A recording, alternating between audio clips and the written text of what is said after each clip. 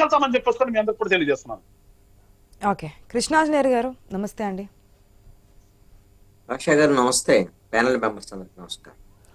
ఘటనలు జరుగుతూ ఉంటాయి, కానీ ప్రభుత్వం స్పందించిన తీరు గురించి మాట్లాడుకుంటే వెంటనే వచ్చారు సీఎం, డిప్యూటీ సీఎం, మినిస్టర్స్ వెంటనే వెళ్ళారు, వాళ్ళని ఓదార్చే ప్రయత్నం చేశారు, హాస్పిటల్స్కి వెళ్ళారు, వారికి ధైర్యాన్ని చెప్పారు. అప్పటికీ కూడా సీఎం మాట్లాడుతున్నప్పుడు కూడా మేము వెళ్ళి దర్శనం చేసుకుంటాం, మాకు దర్శనానికి అవకాశం కల్పించండి, ఎందుకంటే వైకుంఠ ద్వార దర్శనం అనేది అంత ప్రాముఖ్యతగా మనం చూస్తాం కాబట్టి. దానికి అనుగుణంగా నిన్న 52 మంది వరకు దర్శనానికి అవకాశం కల్పించారు.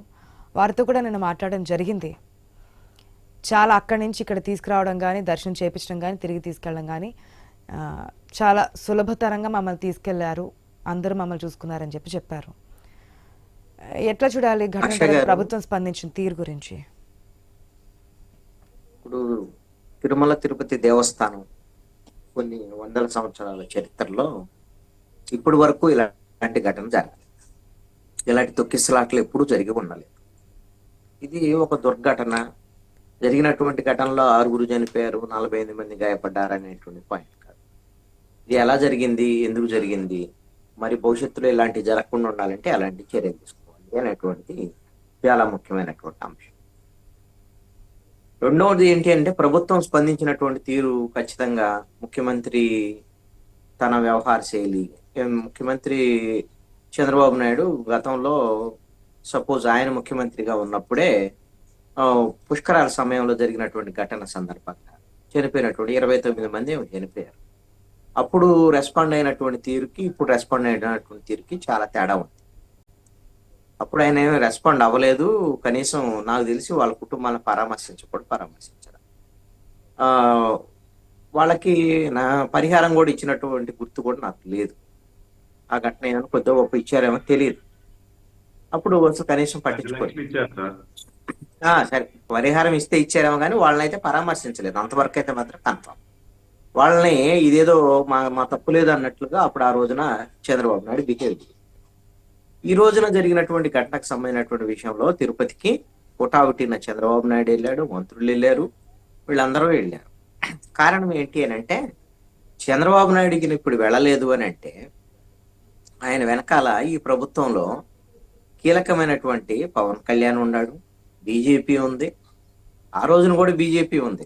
ఆ రోజు ఉన్నటువంటి పరిస్థితులు బీజేపీ మాట్లాడలేదు. కానీ ఈ రోజున బీజేపీ పరిస్థితులు వేరు. రాజకీయ పరిణామాలు చాలా మారుతున్నటువంటి సందర్భం. ఇవన్నీ కూడా ఇప్పుడు చాలా చర్చలు జరుగుతున్నాయి. వాటి జోలికి నేను పోను. కాబట్టి చంద్రబాబు నాయుడికి ఇప్పుడు ఈ ఘటన విషయంలో వెంటనే రెస్పాండ్ అవ్వకపోతే కొంత రాజకీయంగా ఇబ్బంది అవుద్దు అనేటువంటి దాని మీద కొంత భయం అయితే వచ్చింది. అది పవన్ కళ్యాణ్ ఆ విధమైనటువంటి భయాన్ని కొంత కల్పించగలిగారు. ఇది మంచి పరిణామం కూడా. ఎందుకంటే తప్పు జరిగినప్పుడు బాధ్యత వహించడం అనేటువంటి ముఖ్యమైనటువంటి అంశం. సరే, ముఖ్యమంత్రి వెళ్ళాడు, డిప్యూటీ సీఎం వెళ్ళాడు, ఇద్దరు వెళ్ళారు, మాట్లాడారు, పరిహారం ప్రకటించారు. సరే, ఇంకా కొంచెం ముందుకెళ్ళి పవన్ కళ్యాణ్ క్షమాపణలు చెప్పడం ఇవన్నీ కూడా జరిగినటువంటి పరిణామం. ఇప్పుడు క్షమాపణ చెప్తేనే సరిపోయిద్దా, లేకపోతే ఇవన్నీ క్షమాపణ చెప్పాలి. అదే విధంగా జరిగినటువంటి పరిణామాలకు సంబంధించినటువంటి విషయంలో ఎవరైతే బాధ్యులు ఉన్నారో వాళ్ళ మీద చర్యలు కూడా కావాలి. భవిష్యత్తులో ఈ ఘటనలు జరగకుండా చూడాలి. ఇలాంటి విషయంలో ఇది బాధ్యత ఎవరిది? పవన్ కళ్యాణ్ చెప్పిన దాని ప్రకారంగా పోలీసు వైఫల్యం ఉంది, హోంశాఖ వైఫల్యం ఉంది, హోంశాఖ మంత్రి వైఫల్యము, అదేవిధంగా లా అండ్ ఆర్డర్ ఎవరి దగ్గర ఉంది? చంద్రబాబు నాయుడు దగ్గర ఉంది, ముఖ్యమంత్రి వైఫల్యం కూడా ఉంది. పోలీసు వైఫల్యంతో పాటు అక్కడ పాలక మండలి, టీటీడీ పాలక మండలి వైఫల్యం కూడా ఉంది అనేటువంటిది స్పష్టంగా చెప్పారు. మరి ఇప్పుడు కేవలము కింది స్థాయి ఉద్యోగుల్ని సస్పెండ్ చేయటము, ఎస్పీని ట్రాన్స్ఫర్ చేయడంతోనే ఈ సమస్యకి పరిష్కారం లభించినట్టు కాదు. కీలకమైనటువంటి పాలక మండలి వైఫల్యానికి సంబంధించినటువంటి విషయంలో వాళ్ళు కేవలము ఏదో క్షమాపణలు చెప్పడం ఇవన్నీ వ్యవహారం కాదు. ముందు పాలక మండలి చేసినటువంటి తప్పు, ఇది ఘోరమైనటువంటి తప్పు, పొరపాటు కాదు ఇది. ఎప్పుడైనా సరే ఒక మాట జరిగితేనో తప్పు జరిగితేనో క్షమాపణ చెప్తాం. ఇది సరిదిద్దుకోలేనటువంటి తప్పు. క్షమాపణలు అంటే అప్పటికప్పుడు వాళ్ళని ఓదార్చడానికి పనికి వచ్చేటువంటి అంశం. ముందు పాలక మండలి బాధ్యతాయుతంగా వ్యవహరించాలి. అంటే జరిగినటువంటి తప్పు పాలక మండలి స్వచ్ఛందంగా పాలక మండలి మొత్తం రాజీనామా చేయాలి, ఈవోను కూడా సస్పెండ్ చేయాలి. ఇది బాధ్యత, వాళ్ళదే బాధ్యత. వాళ్ళ వైఫల్యం పోలీసు ఉన్నతాధికారులకు సంబంధించినటువంటి విషయంలో హోంశాఖ సంబంధించినటువంటి విషయంలో వాళ్ళు ఏం బాధ్యత తీసుకుంటారో వాళ్ళు కూడా వాళ్ళు ప్రకటన చేయాలి. ఇది జరగాల్సినటువంటి అంశం. ఇది మరి కనీసము పాలక మండలికి సంబంధించి టిటిడి చైర్మన్ కానీ ఈఓ కానీ వాళ్ళు మాట్లాడుతున్న తీరు కానీ ముఖ్యమంత్రి ముందే వాళ్ళ పంచాయతీలు వాళ్ళ వాదోపవాదాలు వ్యవహారము అంటే వీళ్ళు ఏ విధమైనటువంటి సరైనటువంటి సేవలు పాలన అందించగలరు టీటీడీలు? ఈ విధమైనటువంటి పరిస్థితి ఉంటే ఈగోలకు పోయేటువంటి ఆ చైర్మన్ ని ఈవోని పెట్టుకొని భవిష్యత్తులో ఎలాంటి ఘటనలు జరగవని మనం చెప్పగలమా? ముఖ్యమంత్రి ముందే వాళ్ళు పోట్లాడుకునేటువంటి పరిస్థితి ఉంది. ఈ విషయాన్ని పవన్ కళ్యాణ్ కూడా చాలా స్పష్టంగా చెప్పారు కదా. మరి వాళ్ళకి అంత ఇగో ఉంటే ఇప్పుడు వాళ్ళు బాధ్యత వహించాల్సిన అవసరం లేదా? రెండవది హోంమంత్రి ఏం చెప్పారు, ఈ కుట్రకోణం కూడా ఉందనేటువంటి దాని మీద మేము దర్యాప్తు జరపాల్సినటువంటి అవసరం ఉంది అనేటువంటి విషయాన్ని కూడా చెప్పారు. ఒక హోంమంత్రి స్థాయిలో ఆవిడ చెప్పినట్టు నిజంగా కుట్రకోణం ఉంటే అది రాజకీయ కుట్రకోణమా, ఉగ్రవాద కుట్రకోణమా, లేదా ఇంకే కోణం ఉందో? ఒకవేళ ఉగ్రవాదులకు సంబంధించినటువంటి ముప్పు కూడా తిరుపతికి ఉంది, ఎప్పటి నుంచో ఉన్నటువంటి పరిస్థితి ఉంది.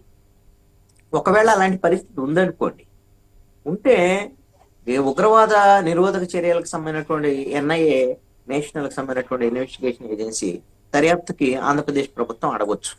మరి అలాంటి ప్రయత్నం చేయాలి. కేవలము ఇప్పుడు 6 చనిపోయారు, 48 మంది వాళ్ళు క్షతగాత్రులయ్యారు కాబట్టి అనేటువంటి అంశం కాదు. ఎంతమంది గాయాలయ్యని ఎంతమంది చనిపోయారనే పాయింట్ కాదు. ఇది భారతదేశ వ్యాప్తంగా ఉన్నటువంటి కోట్లాది మంది భక్తులు, అసలు అంతర్జాతీయ స్థాయిలో కూడా ఇతర దేశాల నుంచి కూడా తిరుమల తిరుపతి దేవస్థానానికి భక్తులు వస్తూ ఉంటారు. ఇది కొన్ని కోట్లాది మంది భక్తులకు సంబంధించిన మనోభావాలకు సంబంధించినటువంటి అంశం.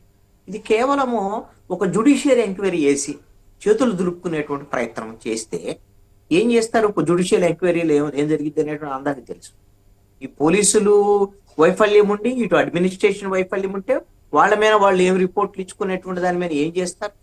దీని మీద ఒక స్వతంత్ర దర్యాప్తు సంస్థ దర్యాప్తు జరపాలి. ఇది అంతర్జాతీయ స్థాయిలో ఉన్నటువంటి భక్తులకు సంబంధించినటువంటి వ్యవహారం కాబట్టి సెంట్రల్ గవర్నమెంట్ కి సంబంధించినటువంటి సిబిఐ కానీ ఎన్ఐఏ కానీ దర్యాప్తు జరిపితే ఒకవేళ దీంట్లో కుట్రకోణం ఉందా, లేకపోతే ఇలాంటి ఘటనలు ఎందుకు జరుగుతున్నాయి అనేటువంటి దాని మీద భవిష్యత్తులో జరగకుండా చర్యలు తీసుకునే దానికి అవకాశం ఉంటుంది. లేదు అనుకుంటే వీళ్ళు తెలుగుదేశం సంబంధించినటువంటి వాళ్ళు, మిగతా ప్రభుత్వంలో ఉండేటువంటి వాళ్ళు, వైఎస్ఆర్ కాంగ్రెస్ పార్టీ కూడా కొంతమంది ముసుగులు వేసుకుని వచ్చి ఇలా చేశారు అలా చేశారు కొంతమంది మాట్లాడేటువంటి పరిస్థితి కూడా ఉంది. అలాంటిది ఉంది అనుకుంటే నిజంగా రాజకీయ పరమైనటువంటి కుట్రలే జరుగుతున్నాయి అనుకుంటే ఒక హైకోర్టు సిట్టింగ్ జడ్జితో విచారణ జరిపించి వీళ్ళు పలానా పొలిటికల్ గా ఈ విధమైనటువంటి కుట్రలు చేస్తున్నారు మా ప్రభుత్వం మీద అనేటువంటి తేల్చి జగన్మోహన్ రెడ్డినో ఎవరు బాధ్యులు ఎవరు అనేటువంటి అక్కడ ఉండేటువంటి కరుణాకర్ రెడ్డో ఇంకొకళ్ళు ఎవరు ఉంటే వాళ్ళు దోషులు ఎవరు ఉన్నారు వాళ్ళు తేల్చు. అంతేగాని మీ రాజకీయాల కోసము మనం ఈ రోజున భక్తుల ప్రాణాలని పణంగా పెట్టడం అంటే కరెక్ట్ కాదు కదా. ఈ కేవలము మనం పరిహారం ఇచ్చామా క్షమాపణ చెప్పామా అనేటువంటి పాయింట్ కాదు. అది కూడా అవసరమే, ఖచ్చితంగా చేశారు. దాని ప్రభుత్వంలో ఉండేటువంటి ముఖ్యమంత్రిని అదే విధంగా పవన్ కళ్యాణ్ కూడా అప్రిషియేట్ చేయాల్సిందే ఇద్దరిని, నో డౌట్. గతంలో ఉండేటువంటి ముఖ్యమంత్రి కన్నా వీళ్ళు భిన్నంగా వ్యవహరించారు. ఆ ముఖ్యమంత్రికి ఈ ముఖ్యమంత్రికి శాస్త్రవాద తేడా ఉంది ఈ విషయంలో, దాంట్లో సందేహం లేదు. మరి ఇప్పుడు జరగాల్సినటువంటి పరిణామాల మీద సరిదిద్దుకునేటువంటి దాని విషయంలో కప్పిపుచ్చుకునేటువంటి విధంగా వ్యవహరించడం అయితే మాత్రం కరెక్ట్ కాదు. అవకాశం ఉంటే హైకోర్టు సిట్టింగ్ జడ్జితో విచారణ జరిపించండి, లేదంటే ఎన్ఐఏ విచారణ కోరండి, లేదు అని అంటే సిబిఐ విచారణ అనుకోండి. ఎందుకంటే ఇది డబుల్ ఇంజిన్ సర్కారే కదా. అక్కడ ఎన్డీఏ ప్రభుత్వం ఉంది, ఇక్కడ కూడా ఎన్డీఏ ప్రభుత్వమే ఉంది. సిబిఐ ఎంక్వైరీ అడగొచ్చు కదా. సిబిఐ ఎంక్వైరీ అంటే సిబిఐ ఎంక్వైరీ చేయాల్సినంత విషయమా అనిగిన ఎవరన్నా సురేంద్ర నాయుడు గారు లాంటి వాళ్ళు, గాదే వెంకటేశ్వరరావు గారు లాంటి వాళ్ళు అంటే అనొచ్చు. ఇక్కడ ఏంటంటే సిబిఐ ఎంక్వైరీ అడగాలి అని అంటే ఇది చాలా పెద్ద ఇన్సిడెంట్. ఎందుకంటే కోట్లాది మంది భక్తులకు సంబంధించినటువంటి వాళ్ళ ప్రాణాలకు సంబంధించినటువంటి వ్యవహారం, మనోభావాలకు సంబంధించినటువంటి వ్యవహారం, తిరుపతికి సంబంధించినటువంటి ఒక మచ్చ ఇది. ఎలాంటి ఘటన ఎందుకు జరిగింది అనేటువంటి దాని మీద మనం నిజాలు నెగ్గు తేలాల్సినటువంటి అవసరం ఉంది కదా. ఖచ్చితంగా సిబిఐ వంటి సంస్థలతో ఎంక్వైరీ జరగాలి. అదేవిధంగా ఇలాంటి ఘటనలకు సంబంధించినటువంటి విషయంలో డిజాస్టర్ మేనేజ్మెంట్ విషయంలో ఈ విధంగా స్టాంపేడ్ జరగకుండా ఒక స్టాండర్డ్ ఆపరేటివ్ ప్రొసీజర్ ఉందండి. ఇది ఈ విధమైనటువంటి ఆ ప్రొసీజర్ మినిమం కూడా పాటించలేదు అక్కడ ఉండేటువంటి పోలీసులు కానీ లేకపోతే పాలక మండలికి సంబంధించినటువంటి ఉద్యోగులు కానీ. మినిమం జాగ్రత్తలు తీసుకున్నా సరే ఈ తొక్కిసలాట జరిగేది కాదు. మరి ఈ తొక్కిసలాట జరగదు. వాళ్ళకేం తెలియదా పోలీసులకి?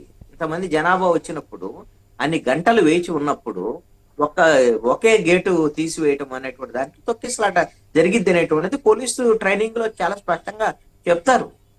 వాళ్ళకి తెలియక కాదు, వాళ్ళు ఉన్న నలుగురిని పెట్టుకొని ఇప్పుడు 9.5 లక్షల మంది భక్తులు వైకుంఠ ఏకాదశి సందర్భంగా తిరుమలకు వస్తారు అని చైర్మన్ ఈవో ప్రెస్ మీట్ పెట్టి చెప్పారు.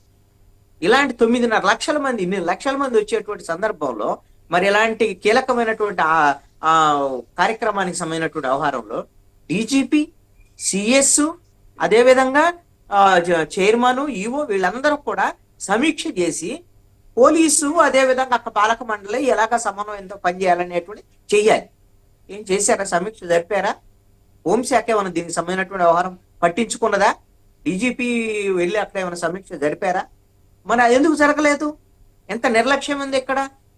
11 సార్లు ఈ వైకుంఠ ఏకాదశికి సంబంధించినటువంటి ఏర్పాట్ల మీద 11 సార్లు సమావేశాలు జరిగాయండి తిరుమలలో.